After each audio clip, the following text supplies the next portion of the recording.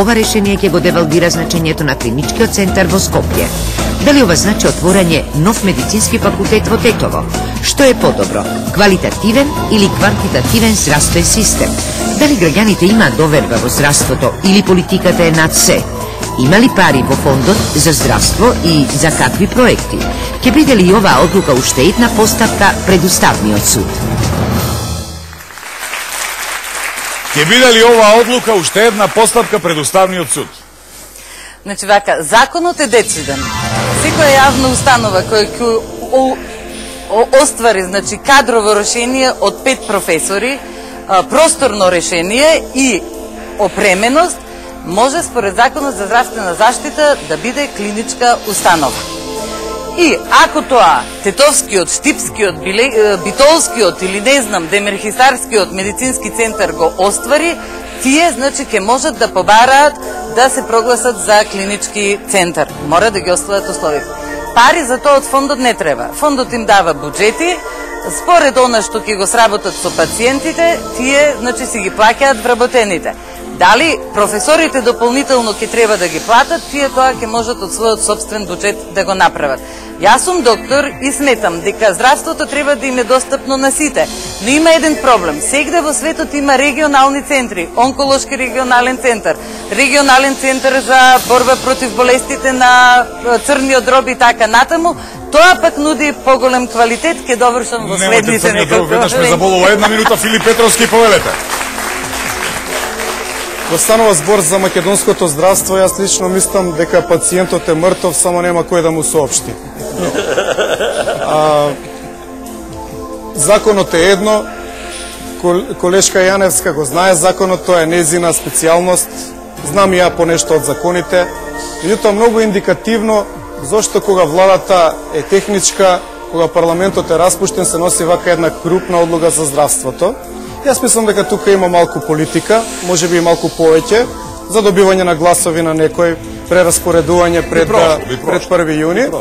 И јас ќе кажам една приказна, ќе почнам со неа, тоа е една мала цртичка од животот, па ако не успеам да стигнам, ќе продолжам во втората минута, или може би ќе реплицирам со неа. Една моја драга особа настина и требавме да најдеме лекарства кои што ни беа препишани со рецепти. Па тоа беше невидена драма, а тие се наводно на рецепти, се бесплатни лекарства. Мислам, не знаете што се ми се случи. Се чудев каде се наоѓа. Чувме вториот чин, чувајте во 1 минута, Агин Пошка, заврши вашата минута, поведете. Би сакал да знам каде стои проблемот да се има во Македонија уште еден клинички центар. Се каже дека не е проблем во буџетот. Ако е проблем во кадарот, тоа е лесно решливо. Тоа има јасна иницијатива и тие што е почнали иницијативата сигурно се консултирали со законите. Тоа што мене ме плаши е дали ова реакција е затоа што ова се отвора во албански град или затоа што ние не сакаме Тетовскиот универзитет да се има свој универзитетска клиника. Тоа е целата историја. Можда е чудно што два клинички центри се остварат, еден во главниот град, а другиот во Битола, а никако да имаме клинички центар во Тетово.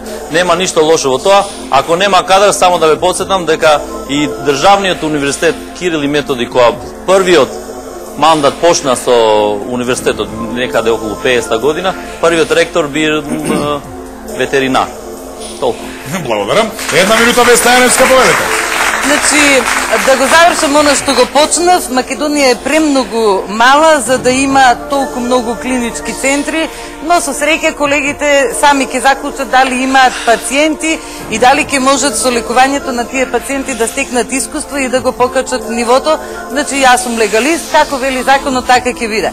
Во однос на универзитетите, сметам лично, значи јас сум професор, јас сум учител, јас не можам да помислам да им го скратам знаењето на никој во земјава, ниту во светот, но сепак државата наша не е толку многу богата, за да можеме да се расфрламе со безброј универзитети.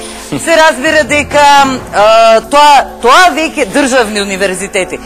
Сметам дека треба да се протежираат приватните, тие ќе донесат исто толку квалитет колку државните, а сепак да се однесуваме малку по-домакински во однос на она што значи трошење од парите во буџетот.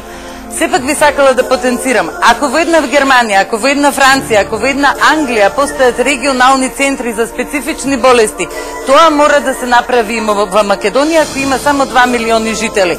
Скопскиот клинички центар се покажа како многу успешен, со висок квалитет кој се мери со западноевропските и тоа не сме